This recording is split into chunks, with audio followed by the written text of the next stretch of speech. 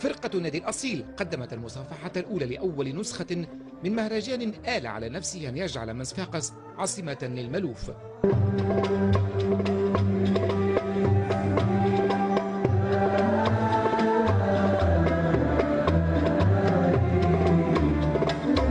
نحبوا نسمعوا نثقفوا يعني بثقافات أخرى.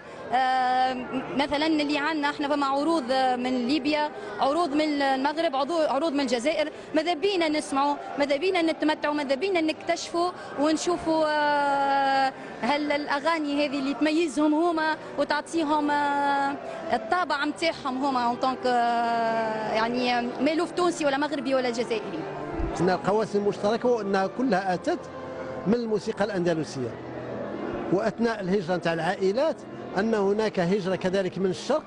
إسحاق الموصلي اللي من وجهة الآن الجمعية الآن الموصلية، إسحاق الموصلي الذي آتى بموسيقى عربية، وهذا التلاقح هو الذي مكن أننا الآن باش يكون هناك قواسم مشتركة اللي هي أندلسية غرناطية، وهناك التميز اللي هو الملف يحتوي الآن موسيقى عربية أصلا.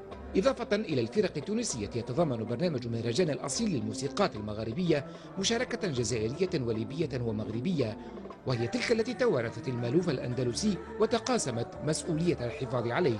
المهرجان هذا له دور كبير في إحياء المألوف من جديد، وفي نفس الوقت من خلال قناتكم الموقرة، هي مش قناة التوانسة بس، قناة حتى الليبية.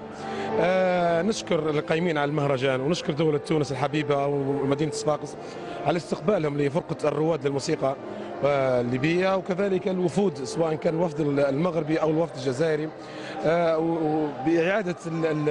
بإعادة ونشر هذا المألوف اللي مفروض نحن ما نستغنوش عليه. يعني هذا إرث أجدادنا، يعني كيف تراب الوطن. أكيد أنه نطمحوا باش تكون الدورة هذه تأسيسية تليها دورات أخرى، لذلك احنا عطينا للدورة شعار الأصيل للموسيقات المغاربية، باعتبار أنه يمكن في كل دورة يقع التركيز على نوعية من الموسيقى المغاربية اللي تكون فيها قسم مشترك بين دول المغرب العربي.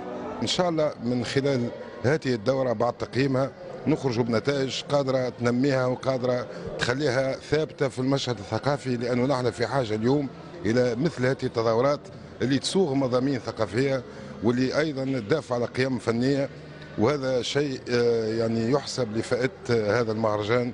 مهرجان الأصيل للموسيقات المغربية مولود ثقافي جديد في صفاقس يتطلع لاحتواء من ظلوا أوفياء لتراث الزرياب والموصلي، وموسيقى شكلت لعهود نقطة التقاء الشرق والغرب.